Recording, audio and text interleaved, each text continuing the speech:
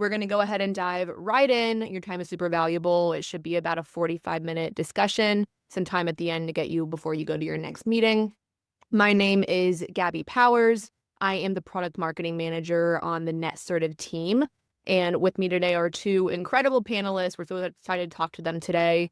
We have Kent Doyle, CFE, with Rita's Italian Ice. And then also Brandon Pflieger, who is a franchisee in the RockBox Fitness boutique fitness system.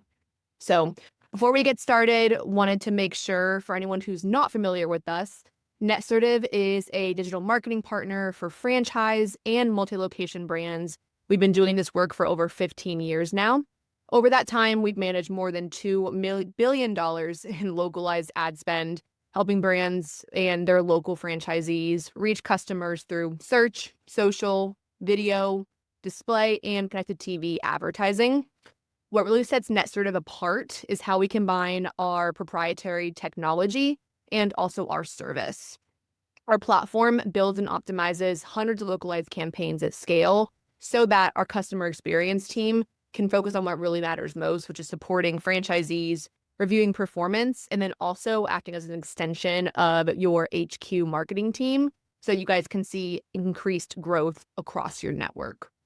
And through Netsertive, it's really important for us to also bring conversations to life because of the experience that we have with our clients. We want to connect brand leaders and franchisees to share their real experiences, their challenges, and best practices so that we can raise all tides.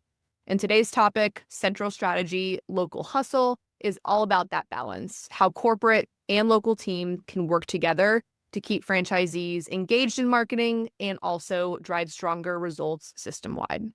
I'm going to throw it over to our panelists to do a quick introduction of themselves, starting with Kent. If you want to go ahead and do a quick intro.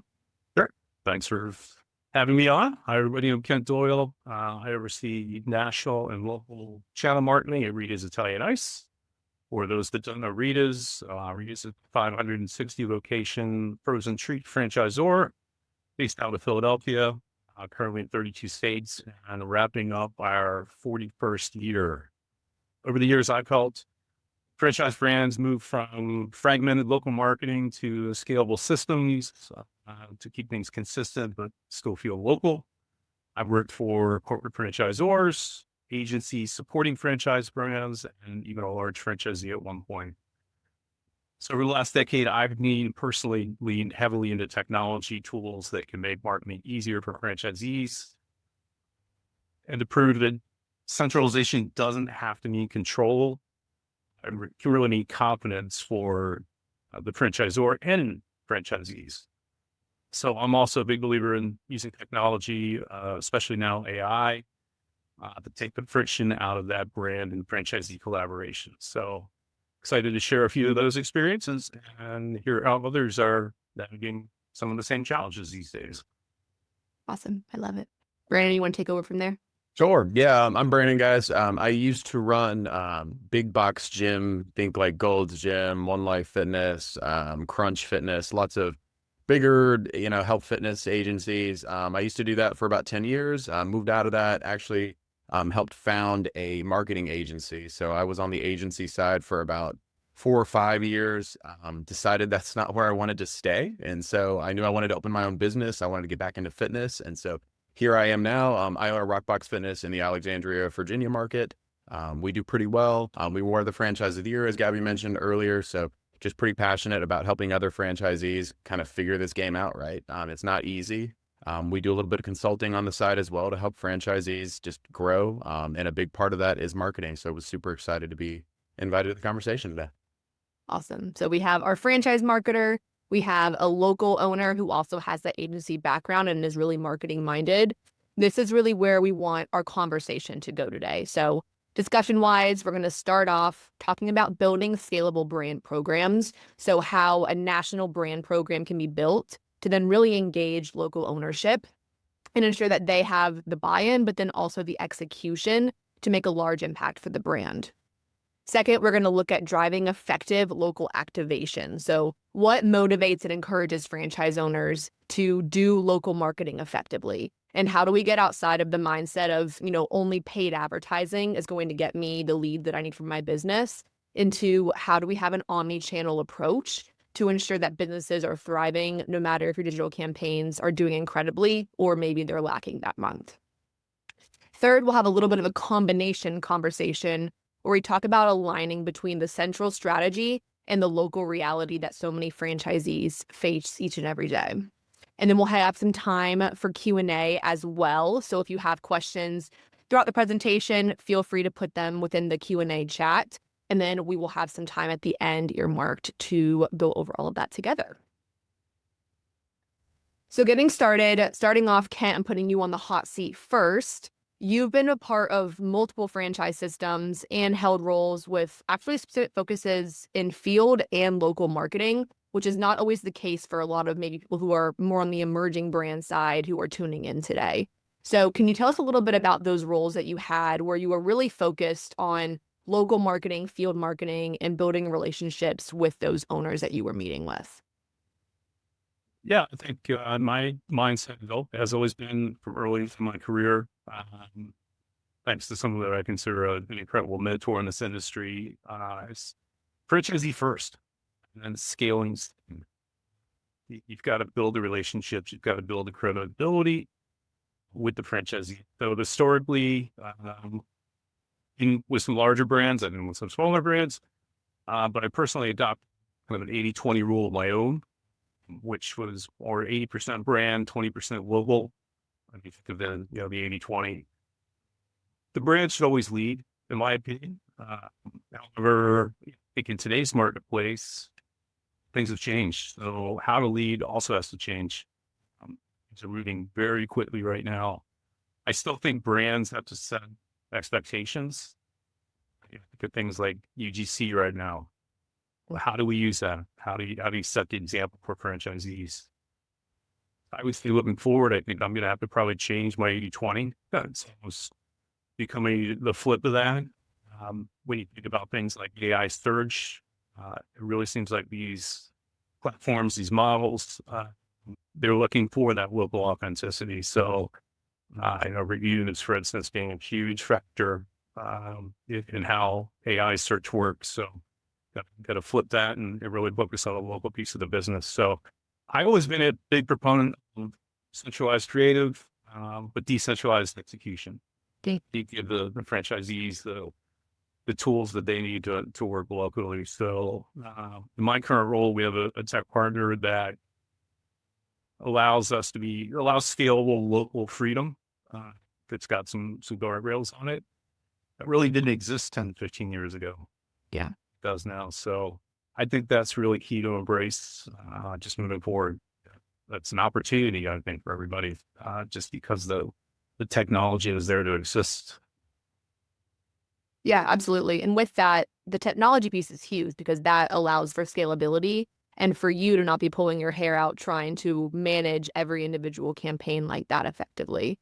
How would you say that that's earned you trust with the networks that you've worked with and those owners, knowing that the 80-20, sometimes on the local level, they'd rather it be, 60 localized, 40 corporate, and then you can always shift. So how do you go about earning that trust so that you have that additional kind of relationship building on the back end with those owners?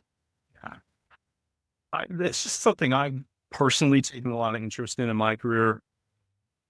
I don't think trust is built in PowerPoints or roll-up menus or roll-up memos or anything like that. Really, the brand needs to lead with results, not requirements. And to be transparent about the why. Why is the brand doing this? How's it going to benefit you?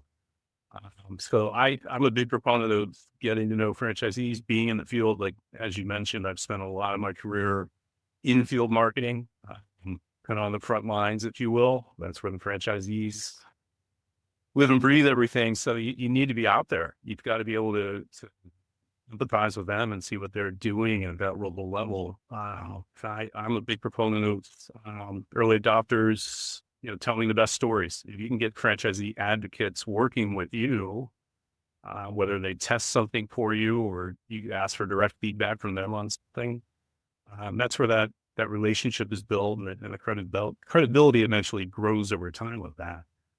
I've been stepped, no question about it. But when you have that relationship in hand already, or that credibility in hand, the franchisees tend to be a little more forgiving. So and you got to lay that groundwork first. Yeah, I think, in my opinion, my experience with franchisees, more important than anything else is the credibility that I build with them. It's better than anything I can offer or want to offer from a brand perspective. They get to know me and understand why we're moving the brand in a certain direction, and keep keep engaging with them over time. That's what has worked out for me in the long run. 100%. And would you say that the nature of a franchise model, of course, is that it's decentralized as far as not everyone's sharing an office. Not every franchisee is down the hallway from you being able to talk to you in a traditional office setting. And so how would you go about, and how have you gone about keeping these relationships really sharp, knowing that, I mean, with Rita, as you guys have, tons of locations, many, many, many owners. How do you ensure that you have a balance of building that relationship with also keeping, your job in step with what you're doing day to day? In the end, I mean, you do have control of the corporate line, as the expression goes. But it's, for me, it's picking up the phone, it's calling franchisees. It's, I have like a 3-strike rule as far as email goes. If you go back and forth 3 times and you haven't resolved something, pick up you can take the call. They will. A lot of times they'll get back with you if they have to. But I just think that, making that effort, everybody gets caught up in all the technology in terms of communication these days. Text. I don't like to text with franchisees. Things can be lost in perspective. You don't have a history, if you will. What's in a text? Yeah, I keep it professional from that standpoint, but I try to be as accessible as possible. Making sure that I get back to somebody within 24 hours. And I think those basic communication skills, soft skills, go a long way in building that credibility in that relationship. 100%. I love that. And you mentioned one thing too about piloting or testing with owners, and that allowing you to show them kind of, here's behind the hood of what we're trying to accomplish. And we want to have that data on the back end to be able to say, okay, it really was effective or it wasn't. And so how do you go about effective pilots, choosing the owners that you do those with, and kind of setting up those owners for success, knowing that you don't necessarily have the data on the front end to say that, like, hey, this 100% is going to work for you? In my experience, it's a lot of times when a brand or a franchisor wants to do something, they're coming to the table with, say, money, for instance, the media investment, a test, a market test. If you're willing to put up the money to buy media or support the programs some other way, lower the risk for the franchisee, that goes a long way. Yeah, it's a little challenging here at Rita's from that perspective because we're a seasonal business. So we don't have a lot of time. A lot of the system closes for 4 to 5 months out of the year. So testing is challenging, because you want to make sure that you get a long enough time to read something before you make a scalable decision. But we also have to be flexible just based on the seasonality of the business. We have some pockets of the country where shops stay open year round. So we've looked at opportunities to try and test in those markets.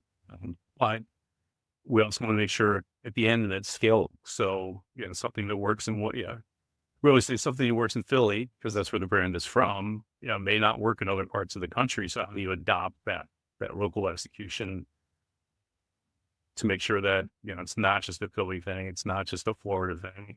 Yeah. Scale the system as much as possible, kind of the most impact. Yeah, absolutely. And with that, of knowing that it's scalable, how do you define success at the brand level, but then also help franchisees to define success at the local level for their marketing tactics initiatives? Yeah. Brands most often ask, can it scale? Is this something that we'll be able to repeat? And then franchisees at the end of the day are probably always asking, why did it make me money? Yeah, good. That's what they got into the business for. And in most circumstances is to drive revenue. So I share responsibility should equal shared success.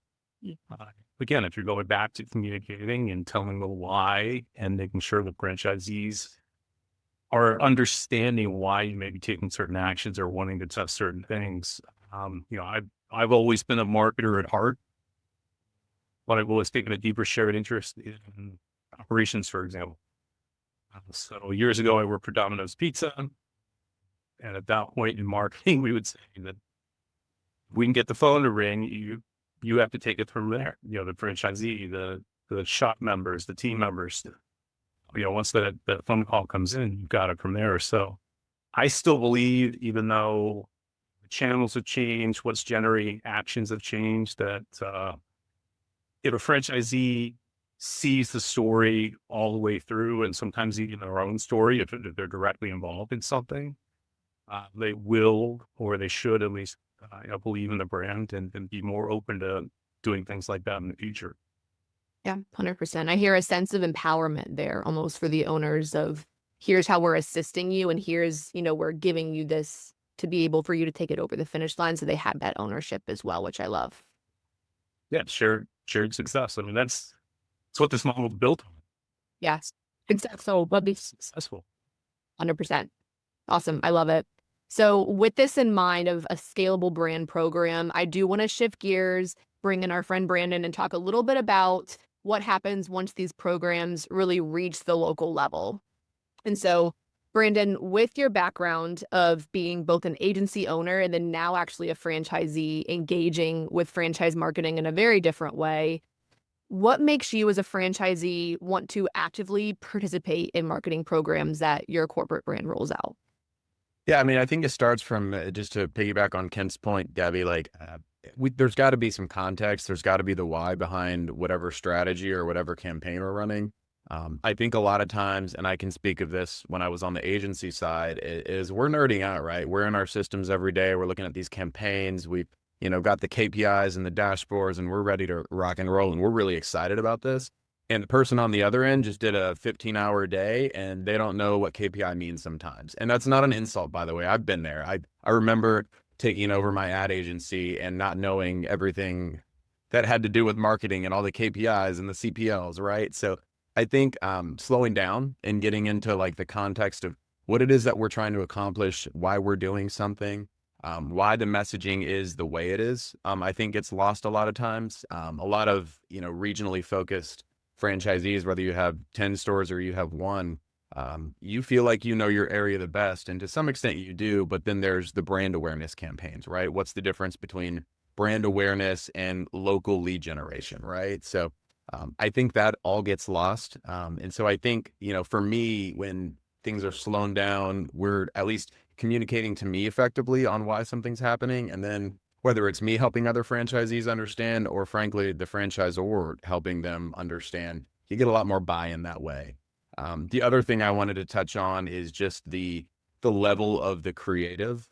That's one thing I look at pretty heavily on my side is it organic creative that, I've had kind of a hand in sometimes, particularly on the lead gen. I think one thing I saw on the agency side, and I've seen it now on just my side as the franchisee, is we get a lot better lead generation. We get a lot more leads, frankly, and higher quality leads when there's some organic content involved. So is there kind of a collaboration between, the franchise and us, on that local level? I find it super helpful and frankly, drives leads, and at the end of the day makes us all more money, right? Yeah, 100%. How do you go about collaborating with your home office team when you either have or don't have that data to be able to say, hey, I think this is going to really impact in what we're doing in our campaigns? Can we look at collaborating? How do you go about that conversation with your franchisor? Yeah. I mean, I think the first and foremost, just scheduling the call. I mean, to Ken's point, it can't be a couple emails, talking about something as intense as this, right? At the end of the day, whether it's $500 or $5,000 on a campaign, that's hard-earned money for a lot of franchisees. And so I think to take it with the seriousness that it deserves is, having that open, honest conversation and just making sure that people understand the why behind what we're doing. The other thing I like to make sure, if there isn't data, is that there's some sort of expectation, at least on when we're, I hate to say it, but when we're going to bail on something. I think that's the first thing I like to look at. From the marketer standpoint, we all know that algorithms take a while. You've got to let something run to see if it's going to be effective. You can't cancel something on day 2 because it's not pumping out, the CPL that you thought it was. But we do have to at some point say, even if our pride's on the line, because it's the idea we came up with in that board meeting or that powwow, like, hey, this isn't working and this is someone else's money. And, we maybe need to pivot in a different direction. That's the other thing I love to see, when I'm engaging with the franchisor. And I think that franchisees appreciate that. And, at the end of the day, it is our money on the line. So we want to see that it's being treated carefully. Yeah, 100%. And you're mentioning digital, which I know is such a huge part of some of people's required budgets for franchises, but also one of the larger lead generators for a franchise. So they tend to focus on that. One thing that I know that in your time as a franchise owner and what you've seen in the network is that local marketing and traditional marketing, we'll call it, right? Like boots on the ground makes a huge impact for local market awareness as well. And so would love to know what you think some of the biggest barriers are for franchisees when it comes to that local boots on the ground marketing and really being engaged with that in their local community. Yeah, I mean, I think it's a lot of it is just probably knowledge, Gabby. And the one thing I like when franchisors talk about is that local marketing aspect and really coming up with strategies for franchisees to run with that. I think to expect that people know the difference between generalized digital advertising on Meta and a Google PPC campaign versus direct mail and OTT and radio advertising and all those things that when in the world of media buying, we understand, right? But could just go right over someone's head, particularly if they're a not as involved franchise owner. Sometimes we are, the owner operators, and sometimes, we've got staff that handles that and they don't know what that means, right? So just the diving in deep and understanding that, I've always looked at the relationship as 50-50, frankly. And do I spend way more on digital marketing than I do on traditional? Yes. That just happens to be what drives my business and probably every business out there, but that's how I get my leads, right? But from a brand awareness play, particularly in a market where there's a lot of competitors, I'm in Northern Virginia, there's a boutique fitness concept every 0.3 miles from me, right? So I have to be really strategic on, when I do a direct mail campaign, what is the radius? How far away from my studio does that look? How much money do I actually want to put behind this? Because it may not be, directly traceable to, leads and dollars in my business, but I know that over time, everybody's going to know about RockBox in my area. So I think that partnership with the home office really helps us understand and, to be frank, maybe somebody doesn't even know that stuff exists or should be required for their business to be successful. So just having those open, honest conversations about it. Absolutely. What would you say is, you mentioned direct mail. I know it's something that you have done previously that others in the industry maybe look at it and don't see as much impact on. But for you, what was something that you did during your pre-launch phase? Can you share an example, whether it's that or something else, of where your local efforts really clicked with the brand's central messaging? So you were able to kind of effectively collaborate with what corporate RockBox was doing, but at the same time, allow your local flair to kind of shine through. Yeah, I love a good direct mail campaign, Gabby. You know that. So what I will say, I've done a lot. And, to Ken's point earlier, he said, hey, I've messed up. Like, so have I. I've told you on the other end, Gabby, like, hey, I'm going to do direct mail. I'm going to do radio. I did radio. I spent a ton of money on it. It really just, frankly, did not help my business much at all. No, was there some brand awareness that I'll never know, how that's going to play into it? Sure, there probably was, right? But did I need to spend 10 grand on it like I did at the time? Probably not, right? So I think, to the direct mail point that you made, what we did is we worked with the home office and we figured out, hey, this is the type of, customer that, because we were in pre-launch, I was very new to RockBox at that time. This is the type of customer we have. This is the type of consumer that we want to reach. Here's some successful creatives we've had in the past, but let's put, a local flair on it. Let's use verbiage that really hits home, because at the end of the day, again, your area better than a lot of times the home office does, unless they happen to live down the street from your retail store, which that'd be great, right? Yeah. But generally speaking, you know best. You know the areas that aren't good. You know the areas that can afford your product versus can't. So I like to look at it as a collaborative effort. I think a lot of times letting the marketers, in most cases, take the lead on the creative side is very powerful, Gabby, just because, not everyone has an agency background like I do. And what we think we would want to see in an ad is typically not what is effective. I say it all the time. Me and my husband have this going joke where I'm like, man, I hate this ad, but it's performing so well. And so it's not about what you care about, right? It's not about what you think you would want to see. It's about what your customers are seeing and what resonates with them. Yeah, 100%. Kent, I'm sure you've had that as well on your end of what we say ugly sales, maybe an ad people don't love, but it converts well. Definitely. That's the great thing about testing things or executing things with data now is you'll know pretty quickly whether or not you've got to make that change. Yeah, I piggybacking on what Brandon said too. I think that excitement fades fast. You've got to build that belief and you got to sustain it, once a campaign or a program starts. But, we get tired of it. The franchisees get tired of it because they're seeing it day in and day out. But you've got to remember that guests do not. They don't see it all the time. And with all the messaging that is out there these days, how many times are they going to see it? It's hard to predict. It's difficult to predict these days. Everybody's just bombarded with messages all day. So it's got to be a situation where franchisees want the proof at the end of the day, and it's what they work for. So it needs that they need to show it. Whether or not they're feeling it. That's the big kind of good thing out there is I feel like it's working. Yeah. You may feel it because you got slammed for a couple hours or something. Yeah. At the end of the day, how did the longer term campaign or program work? To be able to measure that and show the long term effects. 100%. Data drives all effective decisions, I like to say. So love it. Awesome. So getting into a little bit of collaboration, as Brandon mentioned, creating that alignment between central strategy and then the local reality. So you guys are both open to answer these, to go off one another, of course. How can brands make local feedback part of their strategy planning? We're going into the end of the year. Local feedback is so important when we're thinking about corporate making campaigns, making their plan for the next, 2026. How can we ensure that franchisees have a piece in that and have buy-in so that when we get to that time of year, whether it's a spring promotion, a summer promotion, they've already been introduced and that trust has been bought in already. So Ken, I'd love to start with you on this one of how do you get that buy-in ahead of time so that when you're actually in the midst of campaign execution, everyone is on the same page and moving together?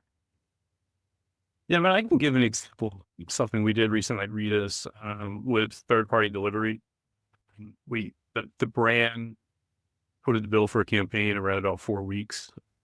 It generated about $1 million in top line sales over a 4-week time period. So very successful in terms of the sales, but also the return on spend was strong. But that promo actually came from local testing, something we had done earlier in the year. So simple offer. We shared the results before we scaled it to the system and implemented it. That's a repeatable win. So when you start to get a couple of those going, that is what you could take into a planning session, depending on how your business lays out. Yeah. But what worked? You've always got to do a retrospective on, hey, what did we do this past year? What worked? What didn't work? What did the franchisees feel worked for them? Mm-hmm. With that campaign in particular, got a lot of franchisee feedback, especially with the brand footing the bill. Even better for them. But yeah, the results, they felt the results at the shop. When it was going on, and I felt that. Yeah. Putting a couple of those, there's a couple of wins like that together, I think always makes planning the future easier. I know that we're heading into our planning season right now, so it's third-party delivery for us. It's about 8% of the total business. It's not something we can hang the whole season, no, annual plan on, but it is certainly something that could be an integrated component of it. And how do we take what we learned from that and then maybe use it more often? That's something I'm sure we'll take into consideration. I love it. That's a great example. And obviously you're living that right now, which is super helpful. It's very relevant to a lot of brands that are like yours, I'm sure. Yeah. And then Brandon, on your end, how are you seeking feedback from your franchisor actually when you're looking at making your 2026 local marketing plan? How are you collaborating with your home office team to ensure that you're staying in line with brand standards? Yeah, I mean, I think what we try to do at my studio, Gabby, is really look at one, our specific area. It tends to be that in these really big markets, like I was just mentioning, there's competition everywhere. Every half mile you go, there's another boutique fitness studio, but there's a lot of them closing, right? I like to talk about those regional specific things, and how can my studio and other studios that are in kind of the same boat there capitalize on that. So, we're going into January pretty soon. We should start talking about January now. New year, new me is kind of the phrase that everyone uses, right? How can we draw a distinction between our brand and everyone else during a time where we all know CPL is going to get, more expensive. It's going to get more expensive to run digital, just in general during those times of the year. So how can we be effective for our, franchisees? And those are typically the questions I asked, what is going to help us draw a distinction and either maintain, the level of growth that we have or, shoot it up. I think of just specific industry examples. It feels like everybody in the boutique fitness space is kind of in a race to the bottom right now. Get your founding membership rates back. We're dropping, $20, $30, $40 per month, some cases, to get people back. And I always like to look at, how can I not do what everyone else is doing and create more value around the structured pricing that I have? Because from a franchisee's perspective, I don't want to charge less. Even if I get more clients, sometimes that's just more work for me to make the same amount of money, right? So those are usually the questions I ask of, my home office team in figuring out, hey, what are we gonna start, with our messaging moving forward? And it can't be, hey, in 2 weeks, what does that look like? It's got to be like right now, Yeah. October is the perfect time to talk about Q1 of next year. 100%.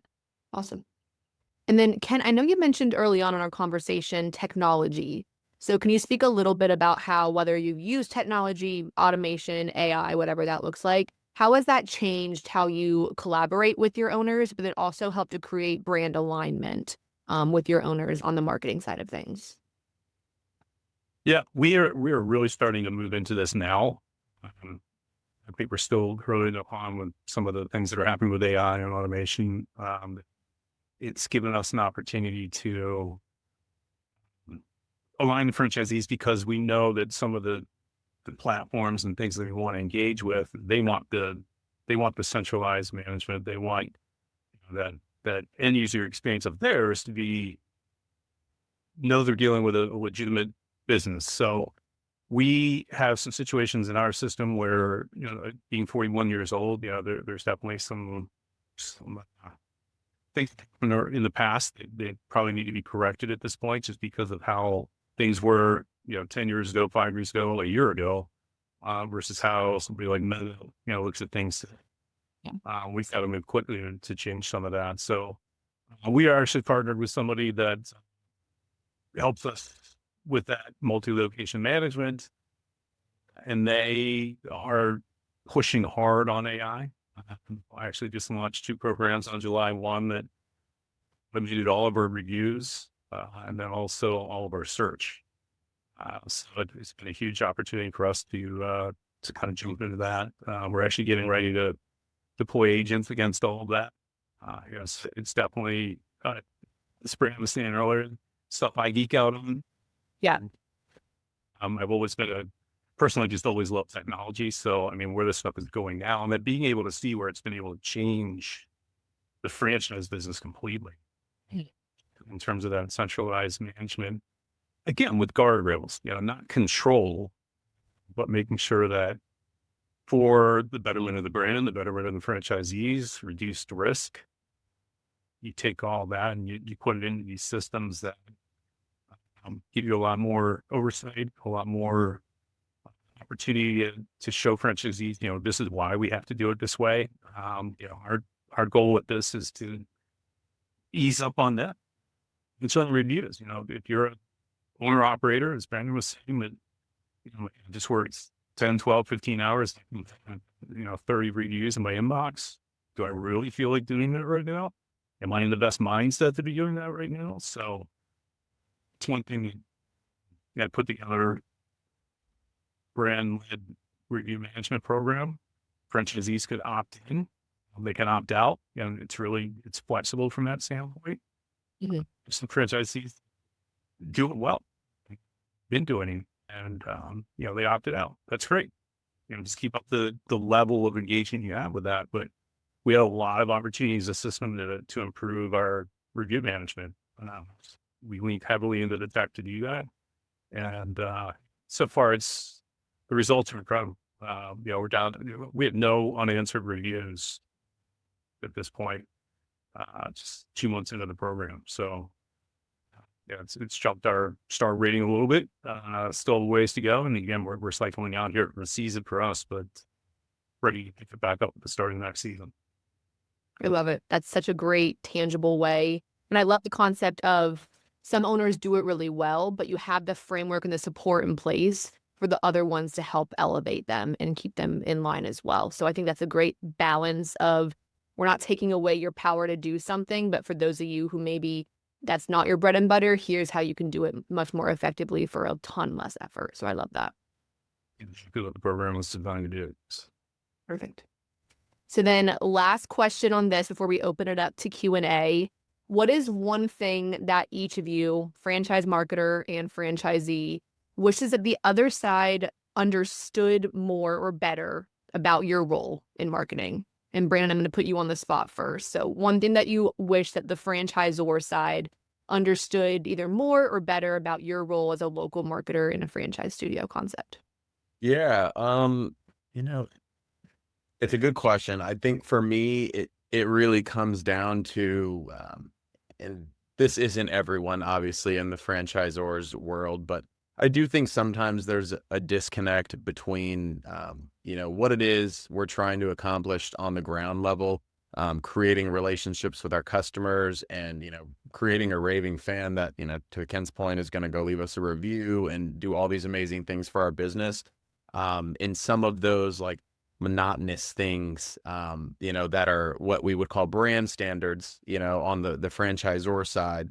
But that feel really non-important to the franchisee. So, and not that they're not important. I think it's a lot of times the way we talk about it. I go back to what Kent said earlier, maybe picking up our phone versus sending out a scary email about, brand standards and why we have to do it this way. And, not opening it up right for those just real conversations. Because at the end of the day, it's scary. You put a lot of money into a franchise, you spend, we're talking about marketing today. We put a lot of money into marketing every month. And sometimes it goes really well, sometimes it doesn't. And I think the ability to just kind of go through that journey together, it seems like a very simple answer, but I think a lot of times that's missed, where maybe there's just not a lot of empathy on the franchisor side, but also, by the way, on our side too, sometimes like we kind of miss what it is you guys are trying to accomplish. And, I always joke with my staff, but like none of us are getting up, going, I want to do a shitty job at work today. Like that's not how anybody operates. Right. And so I think having that empathy and that willingness just to have an open and honest conversation about where you're struggling or why you may not feel inclined to opt into something, it goes a long way. I love it. Awesome. Kent, you're up. Brandon said a lot of things I was thinking. Yeah, I think I have a unique perspective on this because I've worked a lot of different angles in the industry. I didn't work before franchisee, so work corporate franchisor, agency, franchisee. It's just I've seen all the different sides of this. I think brands often underestimate how local marketing, it's personal, it's emotional. To Brandon's point, this is my business. I invested in this.